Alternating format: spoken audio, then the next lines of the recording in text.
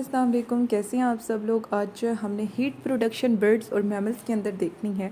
अच्छा, एक बात याद रखें, ये मैं चैप्टर के स्टार्ट से ही बताती आ रही हूँ कि जो हमारे पास फ़िश, एम्फीबियन और रेप्टाइल्स हैं, ये एक्टोथर्म्स हैं। ये यानी कि अपने टेम्परेचर को रेगुलेट करने के लिए एक्सटर्नल इन्वायरमेंट के ऊपर रिलाई कर रही होती हैं। लेकिन जो बर्ड्स और मैमल्स हैं ये एंडोथर्म्स हैं, ये इंटरनल बॉडी के ऊपर जो है रिलाई कर रहे होते हैं और हीट प्रोडक्शन। फिर वो कह रही हैं कि एंडोथर्म्स में क्या होता है कि जो हीट प्रोडक्शन होती है वो बॉडी को वार्म कर सकती है, ठीक है। और यानी कि ये डेसिपेट करते हैं हीट को टिश्यूज़ के ज़रिए से और ऑर्गन्स के ज़रिए से। तो हीट जनरेशन जो है बॉडी को वार्म रखती है एंडोथर्म्स के अंदर, यानी कि मैमल्स और बर्ड्स के अंदर।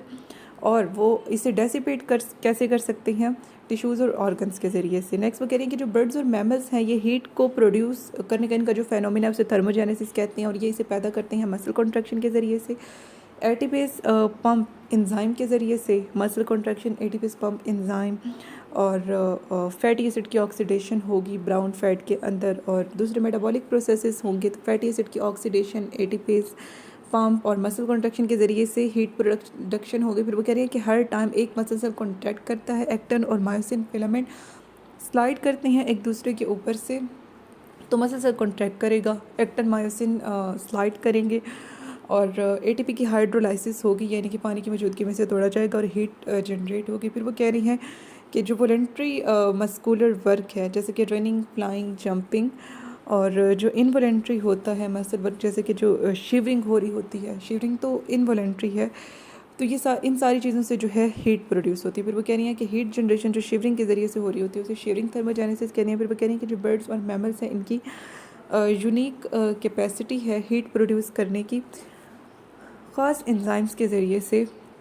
एवोल्यूशनरी ओरिजिन जो कि एंशिएंट पुराना है उसके, जिसे हम एटीपेस पंप कहते हैं। फिर वो कह रही हैं कि एंजाइम होते हैं प्लाज्मा मेम्ब्रेन में बहुत से सेल के। फिर वो कह रहे हैं कि जब बॉडी कूल होती है, ठंडी होती है, तो फिर थायराइड ग्लैंड थायरॉक्सिन रिलीज़ करेगा, जो कि परमेबिलिटी बहुत से सेल्स की सोडियम आयंस की तरफ बढ़ा देगा, जो कि सेल्स में जाएंगे। फिर वो कह रहे हैं कि ATPase pump quickly in ions को बाहर की तरफ जो है पंप कर देगा। फिर वो कह रही हैं कि इसमें क्या होगा कि एटीपी हाइड्रोलाइज होगी और हीट एनर्जी जो है पैदा होगी। तो देखा कैसे पहले बॉडी कूल थी, थायराइड ग्लैंड ने थायरॉक्सिन रिलीज़ किया जिसने परमेबिलिटी बढ़ा दी। फिर जब उससे बाहर की तरफ वो पंप कर रहे होगा एटीपेस पंप, तो फिर क्या होगा कि एटीपी जो है पानी की मौजूदगी में से तोड़ा जाएगा और हीट प्रोड्यूस होगी।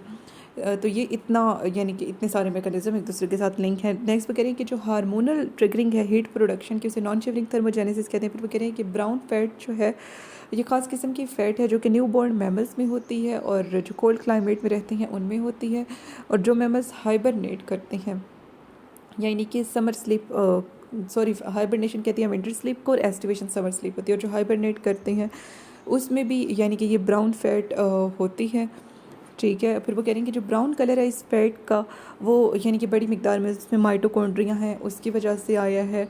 और आयरन, जिस तरह ब्लड का कलर बाज़-ओ-क़ात बहुत यानी कि ब्राउनिश सा हो जाता है, आयरन की वजह से होता है, आयरन कंटेनिंग साइटोक्रोम की वजह से। फिर वो कह रही हैं कि डिपोजिशन जो है ब्राउन फैट की रिब्स के नीचे और शोल्डर्स के नीचे, जो स्मार्ट लोग होते हैं उनके रिब्स और शोल्डर्स के नीचे होंगी, जो मोटे होते हैं उनमें ब्राउन फैट होता ही नहीं है, वाइट फैट होता है। लेकिन जो तेज़ी से हम एनर्जी ले सकते हैं ब्राउन फैट से ले सकते हैं, इसलिए हम कहते हैं कि जो स्मार्ट लोग होते हैं वो ज़्यादा फुर्तीले होते हैं मोटे लोगों की निस्बत। फिर वो कह रहे हैं कि बड़ी मिकदार में जो हीट प्रोड्यूस होती है, अच्छा ये ब्राउन फैट हमें हीट देता है, एटीपी नहीं देता, लेकिन वाइट फैट हमें एटीपी देता है। फिर वो कह रहे हैं कि बड़ी मिकदार में हीट जो है पैदा होती है जब जो ब्राउन फैट के सेल्स होती हैं उनकी फैटी एसिड की ऑक्सीडेशन होती है, क्योंकि एटीपी फिर कम बन रही होती है, एटीपी यहाँ पे कम बनती है, हीट ब्राउन फैट के केस में ज़्यादा बनती है। फिर वो कह रहे हैं कि ब्लड जो है जो कि फ़्लो करता है ब्राउन फैट से गुजरेगा, तो वो इसे हीट कर देगा और बॉडी को भी वार्म अप कर देगा। फिर वो कह रहे हैं कि जो बेसल मेटाबॉलिक रेट है बर्ड्स और मैमल्स का वो हाई होता है, ठीक है। तो बुनियादी मेटाबॉलिक रेट बर्ड्स और मैमल्स का ज़्यादा होगा, और हीट भी पैदा करते हैं इन एडवर्डेंट, मतलब इसके साथ ही, और यूजफुल बाय प्रोडक्ट के तौर पर, मतलब मेनली हीट नहीं पैदा होनी होती, मेनली कोई और प्रोडक्ट बनने होते हैं, बायोमॉलिक्यूल्स बनने होते हैं, हीट वैसे बाय प्रोडक्ट के तौर पर पैदा होती है। फिर वो कह रहे हैं कि एम्फीबियन, रेप्टाइल, बर्ड और मैमल, इनमें स्पेशलाइज्ड सेल होते हैं। अब देखिए यहाँ पर एम्फीबियन को भी उन्होंने इंक्लूड कर दिया है फिशेस के अलावा, यानी कि सारे आ गए हैं, एम्फीबियन, रेप्टाइल, बर्ड, मैमल। इनमें यानी कि ख़ास किस्म की सेल्स हाइपोथैलेमस में होती हैं जो कि थर्मो रेगुलेशन को कंट्रोल करती हैं। फिर वो कह रही हैं कि दो हाइपोथैलेमिक थर्मो रेगुलेटरी एरियाज होते हैं, जो कि एक उसमें से कूलिंग सेंटर होता है और एक जो है हीटिंग सेंटर होता है। अच्छा, अब इसका हीटिंग सेंटर वाकई में बॉडी को हीट अप करेगा, कूलिंग सेंटर कूल करेगा, लेकिन स्किन में अपोजिट है। कूलिंग सेंसर हीट करने का काम करते हैं, हीटिंग सेंसर कूल करने का काम करते हैं। अच्छा, अब इसका जो हीटिंग सेंटर है वो कंट्रोल करता है वेजो कॉन्स्ट्रिक्शन को, सुपरफिशियल ब्लड वेसल्स की, ठीक है, सर्दी की किस्म, ताकि हीट लॉस ना हो। Goose bumps, erection of hair, fur, हम ये बालों की लेयर को कहते हैं स्किन के ऊपर। और शिवरिंग और नॉन शिवरिंग थर्मोजेनेसिस, यानी कि हीट प्रोड्यूस होगी, ठीक है। और नेक्स्ट वो कह रहे हैं कि जो कूलिंग है उसमें क्या होता है, वेजो डायलेशन, वेसल्स फैल जाती हैं, स्वेटिंग, पसीना आता है, पेंटिंग की रिस्पायरेटरी जो उसकी यानी कि कैनाल होती है उससे एवापोरेशन का होना। फिर वो कह रहे हैं कि जो फीडबैक मैकेनिज़्म है उसमें क्या होता है कि हाइपोथैलेमस जो है थर्मोस्टेट के तौर पर काम कर रहा होता है फीडबैक मैकेनिज़्म में, ठीक है।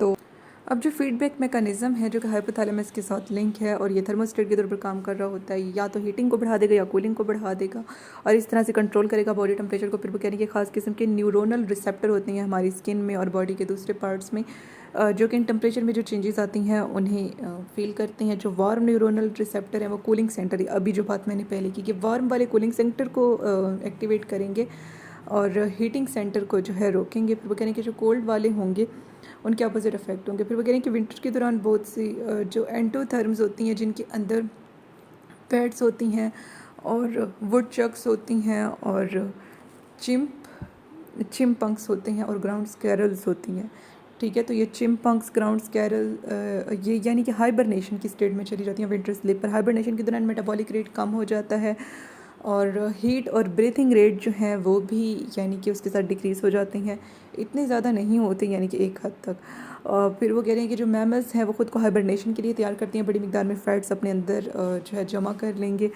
और उनकी बॉडी में फ़ैट्स ज़्यादा हो जाएंगी और विंटर पेल्ट्स अपने अंदर डेवलप कर लेंगे।